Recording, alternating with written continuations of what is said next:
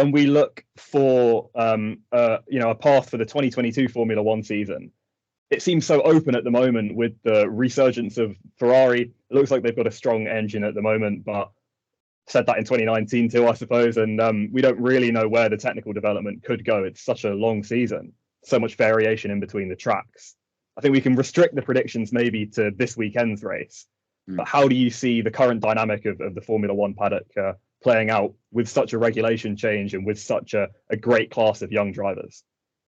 So I think with the first couple of flyways, it's all about being out of the box and that initial interpretation. Yeah, we saw some big upgrades arrive before Bahrain, but people will be bringing upgrades. That's the nature of Formula One, but it's not going to be until we get into the European season when you've got your first real raft of upgrades, your upgrades 2 and 3 that have been, pushed through hard from pre-season testing in the first 3 races. So there's a couple of stages that we've got to get through before we get a true representation of the form guide. But Ferrari looked strong. They've looked strong all the way through. They were brilliant in Bahrain, and there's no reason why they shouldn't be really quick this weekend. I mean, we know the Red Bull's quick, Max Verstappen's quick, and then there seems to be a bit of a drop-off, and Mercedes are sort of 1 foot in either camp.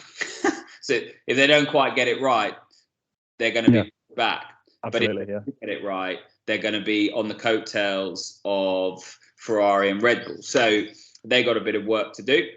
And I think it's worth also talking about Carlos Sainz. A lot of people will see Charles Leclerc as the team leader there. Do not write off Carlos Sainz.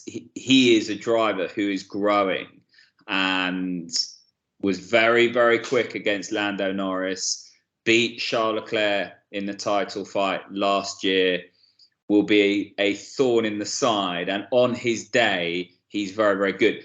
And in my mind, if Ferrari do go on to dominate, do not discount him as being a world champion, because he's not just a number 2 at Ferrari. He is very, very good and continuing to improve as well. So you spoke about earlier Alex Palou's dedication to maximizing every opportunity, even when you're not winning, kind of managing that.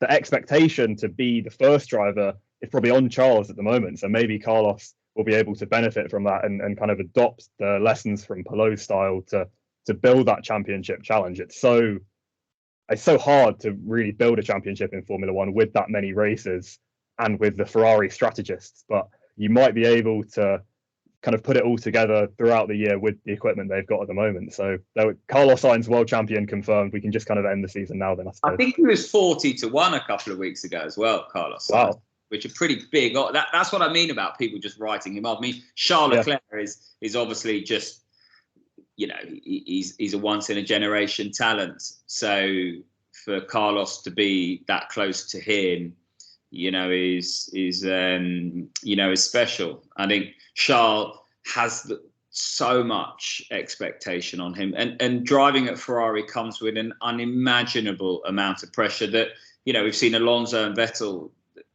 not necessarily flourish. So, Charles doing a wonderful job to manage that, steer the team, and they've got a great friendship between them, and they seem relaxed at the moment. So long may that continue, because I think if they can stay relaxed, both of them will flourish.